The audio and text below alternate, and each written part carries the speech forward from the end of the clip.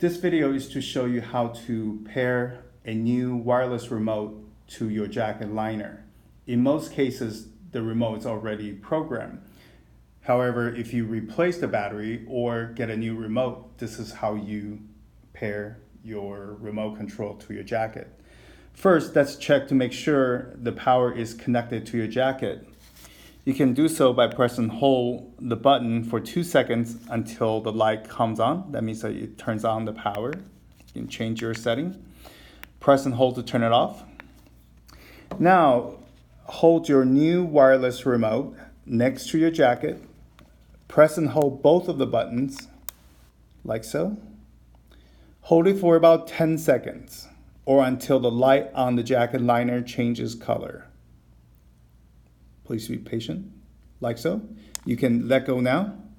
Next is press the button on your wireless remote again. You will lock in your programming. Now your wireless remote is ready to use your jacket liner.